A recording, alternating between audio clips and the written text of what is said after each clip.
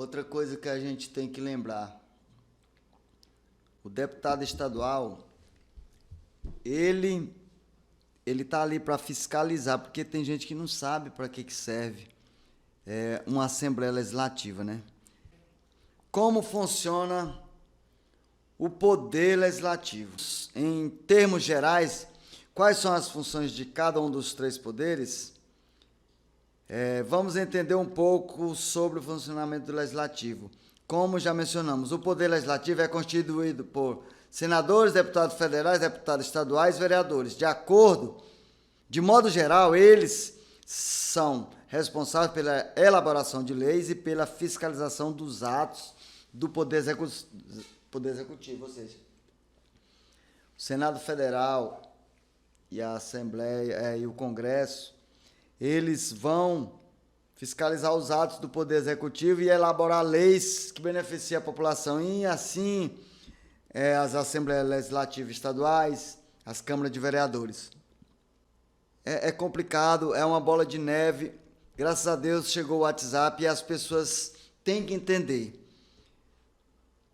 Chegou a época de eleição, igual agora, que é a maior eleição, os deputados, eles usam as emendas parlamentares, eles usam o poder que eles têm como deputado, ou seja, o know-how que eles têm, eles usam os altos salários e regalias, eles usam o emprego público, que é o que eu mais fico triste, porque o salário deles é direito, é lei e tudo, mas o cara empregar um monte de gente que não trabalha, o cara empregar um cara para ganhar 6 mil e ele ratear por 6, 7 pessoas, às vezes por famílias e mais famílias, um ganha 200, um ganha 300 todo mês. Isso é fato aqui no Tocantins e não é diferente na Bahia, no Pará, no Maranhão. Ou seja, o Brasil está todo à mercê dos políticos, dessas práticas, e a população que é vítima disso não consegue discernir que votar é um problema. A gente realmente não encontra um que presta. Mas você votar no cara que está fazendo isso aí, acho que é mais grave, né? É gravíssimo, né? Esperava-se que a sociedade fizesse uma análise diferente e reprovasse esse tipo de conduta, né? Mas, infelizmente, Radmar, o que a gente tem observado é que a sociedade não tem se comportado muito diferente dos governantes que fazem esse tipo de coisa. Então, como se diz, a matéria-prima é a mesma. E tem dado esse problema todo que nós temos visto em nosso país, em todas as esferas.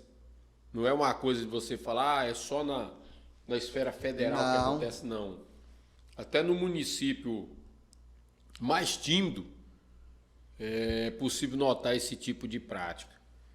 Então, assim, como eu já te falei, mudança social ela é muito diferente, é muito difícil de fazer, de acontecer, ela é demorada. A longo prazo. Ela é demorada.